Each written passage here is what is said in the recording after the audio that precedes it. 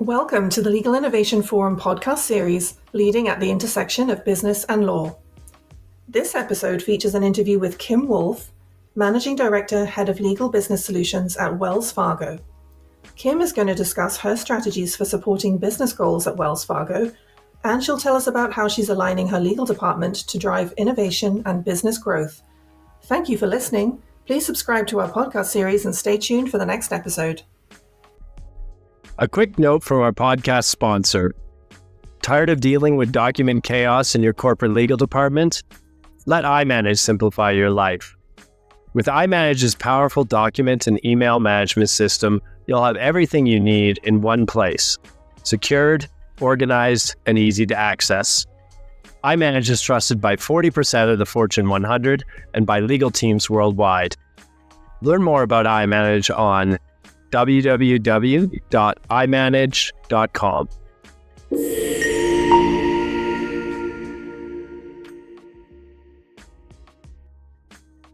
Welcome to our podcast. I'm Andrew Bowyer, the founder of the Legal Innovation Forum.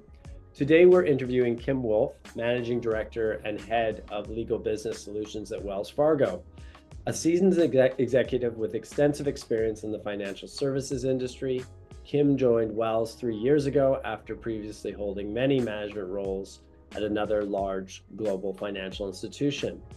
Calling herself a legal operations whisperer, Kim is passionate about inspiring new leaders, building teams, and solving complex business problems. Thanks for joining us today, Kim. Thank you, Andrew. Great to be here. Yeah, we're delighted to have you as well. So before we begin, a quick note from our sponsor of today's podcast, which is iManage, who are also a strategic partner of the Legal Innovation Forum. Tired of dealing with document chaos in your corporate legal department? Let iManage simplify your life. With iManage's powerful document and email management system, you'll have everything you need in one place, secured, organized, and easy to access. iManage is trusted by 40% of the Fortune 100 and by legal teams worldwide. So thanks again to iManage for supporting today's webinar. So Kim, we'll kick things off. Tell us about how you got here into this role at Wells. Well, it was really completely by accident, but I'll go back a little further. So I've been in financial services and banking for over 25 years. And looking back on my career, I'd probably break it into 4 segments. You know, in the really early stages of my career, I had come out of college with a degree in mathematics and statistics. So I had some very quantitative types of roles, calculating credit risk on exotic derivatives and calculating P&L for trading desks. And I did that for a while. And then that second segment, I kind of started moving into management, and I was building teams and improving teams in operations, trading operations to be more specific. And so I had a chance to dabble in things like know your customer and reference data and reconciliations and client service. And then I started to evolve into the third segment of my career, where I was in roles that were more change management driven and COO roles for both the business side of things as well as operations. And in that last stint, somebody I'd worked with previously called me and said, "Hey, Kim, do you know anybody who might be interested in chief of staff role for the general counsel of the investment bank?" And I paused for a second and I said, what about me? And he said, you would go to legal? I said, I don't know. Never in my career did I think about it, but I'd be happy to explore it. And I've been in legal ever since. It's been about, 10 years now. And it's been absolutely one of my favorite parts of my career. Excellent. Yeah, that's very, very interesting career path. And so what is it about legal that has made it so interesting for you for the past 10 years in your career? You know, I think the unique part for me is that when you're sitting at a table or you're in a conversation with a group of lawyers, there's so much just brain power and so much intelligence around the table. So it constantly keeps me challenged and at the top of my game. And then the second thing is like my strengths and my skill sets are typically, not always, but typically, counter to a lawyer's skill sets and strengths. And so it's a really nice match where we can complement each other, work together, and really drive a lot of positive outcomes. So it just works really well for me, and I get a real charge out of it. Fantastic. So let's dive into a little bit more about what you're working on in the business and how that translates to legal, and then your role as head of legal operations. Banks are certainly dealing with myriad risks in the business and facing the business, and that's been always the case. In fact, we ran a workshop in New York last week focusing specifically on the financial services sector, and a few of your colleagues were participating in that. What, so in the context of a financial institution, what role does legal operations play in helping manage the risk and conversely at the same time supporting the business's goals? Right. So, look, I think legal operations can play in the legal space in many different capacities. And the obvious ones are, clearly technology and introducing more modern technologies and automation. There's data analytics and reporting, process transformation. And then you have things like just administration, taking care of all the senior people with their day-to-day calendaring and T&E. So it really runs the gamut. What's not so obvious, though, sometimes is a lawyer may not think to call upon legal operations when there's a regulatory inquiry or when there's emerging regulations or changing laws. And, in my career, I've had the opportunity to dabble in those things. And the skill set and the framework that a legal operations person can provide in those instances is really helpful. For instance, if a firm had to evaluate how a series of new laws might impact it, they're probably going to go out to a bunch of law firms, get all sorts of information in, and then figure out how to bring it all together. A legal operations person might look at it a little bit differently and put some structure and maybe a template and be able to analyze the data differently or automate some of the collection. So, just depending on the size and scale of what's at stake, engaging a legal ops professional could really have an impact on how quickly you achieve your results and the quality of it. And in terms of like strategy, with the, working on the example of regulation, I mean, how does that fit into your strategy when you're looking at, say, 2025? It's like, how are we going to approach supporting this distribution analysis of information to your colleagues? So, when I think about my strategy for the coming years, it's really more about, what can my team and my function do to best support the legal department? And, there are lots of opportunities, whether you're a bank, a pharmaceutical company, or any other type of organization. But, we tend to focus on, what new tools or automation opportunities are there so that we can release as much lawyer capacity as possible. We also look at things from a control mindset, right? And how can we make sure we're doing things in a structured manner so as to not create risk and advance the risk mitigation agenda. And then we'll also look at what are some of the enterprise projects going on that impact the legal department, and is legal being represented and its needs and actions being represented in the best possible way so that other enterprise areas aren't necessarily imposing clunky processes or things that just don't make sense for legal. So it really just depends on what the organization strategy is in terms of how we would create our own. Yeah, and that's an interesting point too. I wanted to raise about technology. I mean, again, financial institutions are tech heavy institutions. I think fintech and financial technology is very advanced. I'm a little bit biased. I was with Bloomberg for 7 years, which was the original fintech or one of them.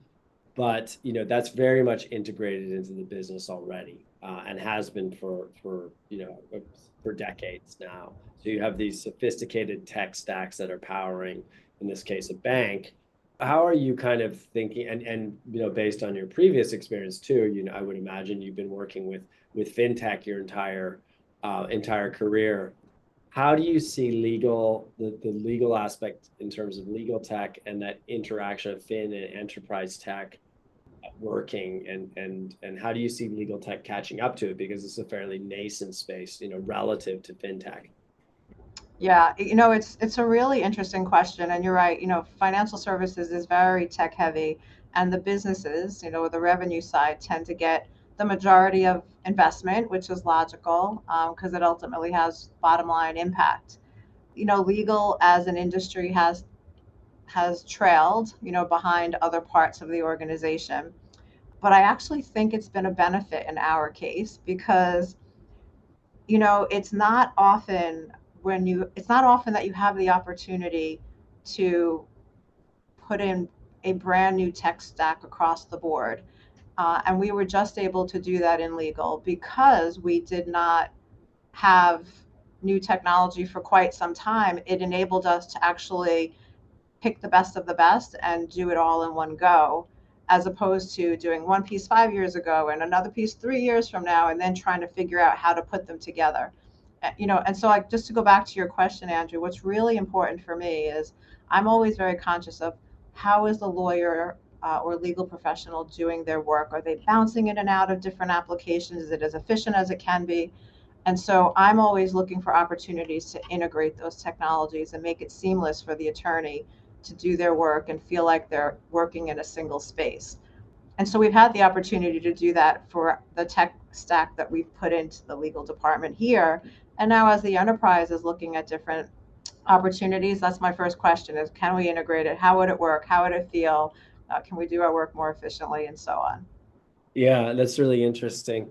And when you're looking at legal tech, I mean, I would imagine, being pitched, or hopefully being pitched, all kinds of different legal tech to solve for the various challenges that the department has. Do you have a framework that you look and analyze the value add that tech can bring? So a few of the things that come to mind for me is one, I've got to take into consideration the size of the organization that I'm representing. If I were working in a small legal ops, small legal department, I might be more open-minded to some of the startup types of organizations. But when you're dealing with a company that is of large scale, and especially financial services where we've got tremendous responsibility to the consumer, you've got to be really cautious about your vendors. So it does limit which application software and vendors you might want to consider, because you've got to be mindful of size, scope, how long the company's been around and how long they'll be around and so on. So that's certainly, one of the first things. Yeah. And then the other thing that is really important to me is it a company and software that is on an invest mode? Are they continuously improving, and are they investing in making it better and more modern? Or is it a piece of software that's been around a long time and is very stable, but is kind of static? And it's important to me that we're thinking about solving the problems of tomorrow as well as the problems of today through our software choices. Yeah, that's an interesting point. And like in sort of binary terms, like what legal tech companies that you work with, what are the best in class? What are they doing? I mean, the investment part you've listed there. And then where are other ones who maybe aren't in your panel of tech companies that you're using or considering, where are they falling short, and what advice could you give? I don't know that I would say falling short. I think there's so many exciting technologies out there, things I would love to bring into, a company like Wells Fargo. But again, until they have the length of like tenure and they're proven and they're scalable, like that's a really big thing. If you've got a department of, 10 or 15 people, bringing in a piece of software for 10 or 15 is very different from bringing in a piece of software for 1,000 or more. So I don't know that I would say they're falling short. It's just, where are they on their what's the word I'm looking for? Where are they on their life cycle? Are they in that early stages of development? Are they more mature?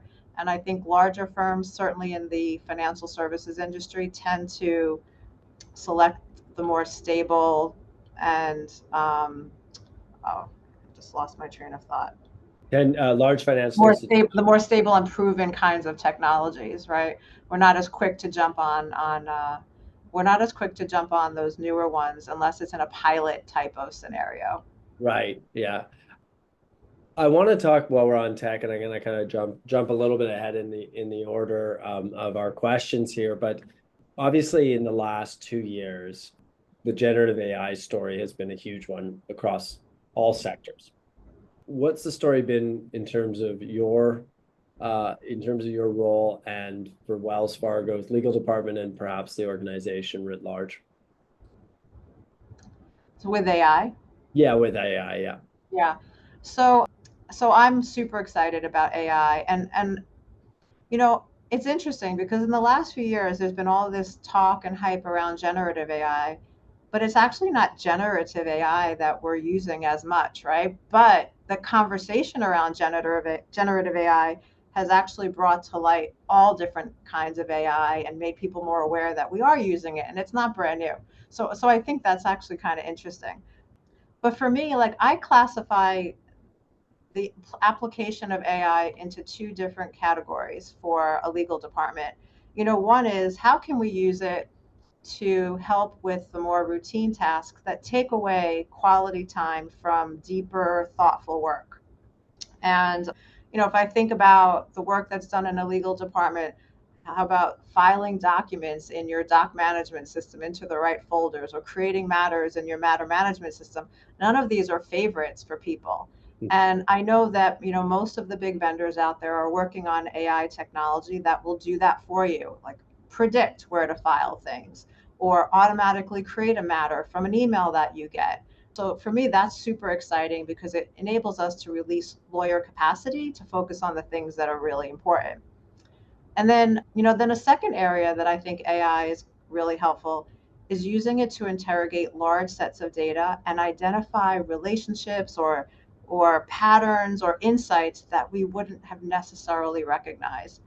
And I'll just give you a really silly example. There was an executive I was talking to who wasn't sure that he was spending his time in the right way with lots of meetings. And, sometimes you have meetings with 10 people and 20 people on them. And so just for kicks and giggles, we asked Microsoft Copilot to analyze the last 6 months of meetings and tell us like what categories of or what types of meetings and what categories of work and so on. And it was fascinating, the insights that it came back with. And it did it in under 10 minutes. Now imagine if you'd asked somebody to do that work. They would have had to go day by day, meeting by meeting, tabulate the responses, and then after all of it was pulled together, hopefully accurately analyze it. It would take days, if not weeks. So something like that, to be able to ask a question and get a really quick response and then just move on to the substantive work that results. Yeah. Very interesting use case. And if we're looking at the perspective of, we did a webinar on AI about 6 weeks ago, which was very well attended, and we did a survey. Now, that being said, it was lawyers from all kinds of different types of firms or in-house, et cetera. But 60% on that survey during the webinar said they hadn't used AI for any process. So if you were to say to someone, say who's a in-house counsel, how could they start? And maybe they don't have a legal ops team. How could, or they want to use AI, but they don't know how. How could they use AI in a safe way to start getting their heads around where it can be applied to their day-to-day and start thinking about expanding on that? Well, I think it starts with what kind of tools are available, right? And I think most firms are at different stages of, that journey in terms of piloting them or thinking about them or releasing them into the general population. So for starters, where is your company? What's available to you? And I would also encourage people to look at the vendors they work with. So, we hear a lot about Thomson Reuters, Westlaw. They've got, co-counsel and different research tools. So, if you don't have access to the tools right within your own architecture, perhaps some of the vendors that you use for a variety of reasons have add-ons or extra subscriptions that would allow you to start playing around with these tools for things like research or summarizing your findings and so on. Yeah, and That's really interesting. Do you think, and in my view too, especially with the sort of long-standing publishers, although they are kind of positioning themselves as legal tech companies first and publishers second, but they do have, they've done the heavy lifting in terms of the data being safe to run analysis on, and that's part of their tool, and they have great data sets. But broadly speaking, like how much of a game changer does this adoption of AI mean for the legal sector? Do you think in 5 years the structure of the sector is going to look far different because of it? You have a great perspective because you're obviously working with your in-house legal team, and then also you're probably working with your panel of law firms as well. Do you really see this as a fundamental catalyst for change, or just another additional thing in this ongoing disruption caused by this rise of legal tech? Yeah, I guess, my personal opinion, I think that the application of AI is as big as the internet, right? It will have the same impact as before we had an internet, and now it's part of our DNA. But I do think it will take a while to, trust it, to understand it, to figure out what is the right way and the wrong way to use it. And there'll be a lot of trial and error, but I'm optimistic about the progress that we'll all make as a society towards the best use of it, and enable us, as I said earlier, just to use our time to do higher level thinking, higher level work, and free up time for even just personal enjoyment, right? That's right. Get some hours of our lives back outside of work. Well, excellent. I mean, really interesting. I want to talk. We talked quite a bit about tech, and I know you had a change management focus. Obviously, in your role now, change management is I would say, a constant pillar of it. But the process and the people part of it too, obviously, those are fundamentals of innovation as well. Any key takeaways for our listeners in terms of best practices around that, lessons learned, how to support and initiate and catalyze change in an organization? you know I have the team of people that I lead. There are about 6 or 7 different teams that do very different functions, and one of the things that we've been able to achieve over the past few years is an incredible amount of collaboration that has led us to much better results. Now, I know that sounds like a lot of words, but I'll try to bring it to life a little bit. The way we operate is, if one area is working on a project, we all talk about it. Even if person A doesn't know anything about person B's area of expertise, we all talk about it, and we all learn from each other and become broader and broader in our understanding of things. And this collaboration has really helped us drive so much more positive change across legal. But it took a while to get there. And the first thing that was really important was building trust. And it's not enough for the trust to be between me as the leader and the individuals, but trust between themselves. And it took a while. It's not something that happens overnight, but you want to try to get to the point with the team that you're working with where you have so much psychological safety, and I know that's a big buzzword these days, that they can laugh at you as a leader, they can laugh at themselves if they mess up, and they can laugh with each other, right? Absolutely fundamental, and just general caring for each other is so important. Yeah, that's very interesting. So you're very involved with CLOC, the Corporate Legal Operations Consortium, who have a various regional, local arms, and of course host their global conference every spring in Las Vegas. Tell us about your involvement in CLOC, and tell us a little bit more on CLOC's, thinking and approach, looking forwards to 2025, about how they're seeing the legal operations function evolve in the broader legal ecosystem and the broader business ecosystem.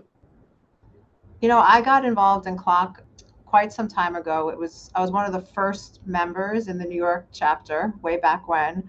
And I've seen it evolve incredibly. In the early days, it was just about bringing people together who, do the same kind of work in legal, but were technically not necessarily lawyers, and creating that community and sharing and so on. And then over time, it really evolved into a force that helped legal operations secure an equal seat at the table within a legal department, and whose value then became recognized as a contributor to strategy and other types of things as well. And that was a really nice shift to see. And what I'm seeing now with CLOC is encouraging legal operations leaders to now think beyond legal. How can we as leaders in legal and legal operations influence the wider organization to drive more efficient processes, better technologies, or whatnot that impacts the way legal does its work. And it's just really fascinating to think that from where we're sitting, because we have so much access to an entire company's strategy and what's going on, we've got this different perspective that helps us navigate the organization and influence for the better. So that's kind of where CLOC's message last year was. It was like Legal Ops 3.0, think beyond legal. Yeah. And I also love that it's becoming much more international. It definitely started out as a U.S. organization, and to see it, expanding more and more into different parts of the world is really, really wonderful. Yeah, very exciting. And the CLOC framework is on their website, which we always suggest folks to go, and I think that's a really useful structure to start, thinking about legal operations, whatever your role in the ecosystem may be. In recent years, something that's really come to the top of the key drivers and trends in the legal ecosystem is around people. And at the forum, we've been labeling this solving for the human equation. We have a couple of big drivers that have been at play in this, Kim. One is that we have a generational shift underway right now. Two is that organizations are paying a lot closer attention to what their staff want in order to recruit, retain, and develop talent. They don't want to lose talent. And then the third, we've gone through in the last 5 years, sort of this shock of the pandemic in 2020, when remote work became a necessity for some time. And then obviously we've been living in, to some extent, a hybrid world the last 2.5 years or so. So maybe you can expand upon, how have you noticed that sort of human equation element in your role, the legal department and Wells Fargo as a whole, evolve?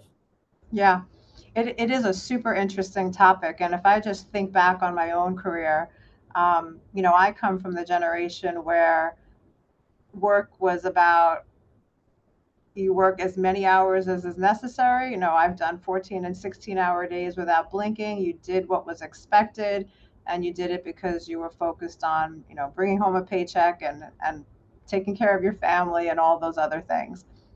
So that's like the old school mentality, which doesn't really exist anymore outside of my generation, probably.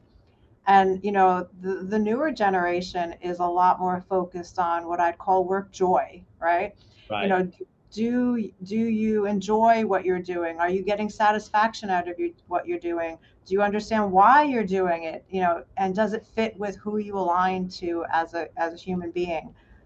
And it's a really big shift, but I have to say I appreciate it. And I think it's forced large corporations and small corporations to really step back and reassess just balancing the entire human factor, right? We are people, whether we're home, whether we're at work, we're still the same people. And the more we can be that same person, the more productive and happy we will be, and the organization will be. So yeah, definitely a big shift, and an adjustment. Yeah, and in terms of hybrid work, I think you mentioned that Wells Fargo's not full-time in the office. Can you maybe just tell us a little bit more about how that's playing out and what it looks like on the ground for you?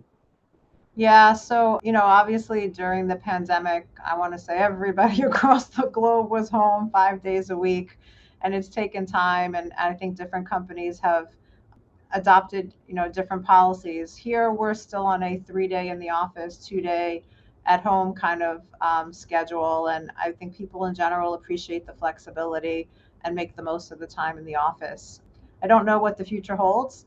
I don't have any reason to believe it will change, but I do hear more and more about other companies going to a full 5 days in the office. So, either we're really fortunate and should count our blessings, or we'll see what happens next. Yeah, that's right. We don't know, right? Yeah, but it is an interesting debate playing out, and it really depends on the place. But it's something that's here to stay, I think, in some regard, and it's going to be a key factor. So really interesting space, the people puzzle. I want to finish just on leadership, which is another key topic that we think about as a major theme at the forum as well. In your career, and what are the key kind of pillars of approaching leadership do you have? And how is that kind of evolving over time as well, in terms of your own career journey and how you lead people and what motivates people and how you think about this topic? Yeah. So, I think leadership is something that we all grow into. I don't think we might be born with leadership qualities, but the actual practice of leadership is something that takes time and is almost, coming together of wisdom that you acquire through your life. And my leadership style has really evolved over, the many years that I've been around and managing people. And what I've learned in all those years is that the best leadership is the one that puts people first, right? It's not about banging your fist on the table and demanding things of people or threatening or yelling. And I've experienced all those leadership styles and I responded to them, but I would prefer not to have them. And so I've really now taken the approach where I take a real personal interest in every single person that is part of my team. I want them to know that I appreciate the work that they do, that I care about them as people. And it's the best part of my job, honestly. All the tech work and process work and making things better, it's exciting and it's intellectually stimulating. But the absolute best part of my job is when I hear from somebody who reaches back after years saying, you really had this impact on me. And I saw on LinkedIn this morning, I'll read you something that I read, and I actually shared it with my team. And it said, as a leader, you have an incredible opportunity to change someone's life every single day. Leadership is never about tearing people down. It's all about helping people become the very best version of themselves. And, when I was a kid, I wanted to be a teacher. I never achieved that dream, but I feel like as a leader, I can teach. I teach about life and leadership and surviving the corporate world. Absolutely, yeah. And it is such a big thing. I mean, there's a quote, I think it's McKinsey. It's culture eats strategy for breakfast, right? You can have the best laid plans, but if you can't bring people along and lead them and encourage them and feel that they get purpose out of the work that they're doing to support those goals, then you're lost. So I think that's a key. These two last topics, people and leadership, are really key ones, and that applies to any organization. So it's always interesting, and I'm sure, given your experience in your career, be a separate question or a separate discussion. Cultures in different institutions, a global international a bank versus a California founded bank that's in a New York role. Like, it would be probably a pretty fascinating conversation to see how those cultures have evolved. But I won't ask that this time round. Well, Kim, I want to wrap up the interview here. So really want to thank you for taking time out for our discussion today. Lots of interesting insights into both, the firm you're with, the role you're doing, and the legal ecosystem broadly, and the evolutions we're seeing there and the innovation we're seeing there. And so I appreciate your time. Thank you for having me.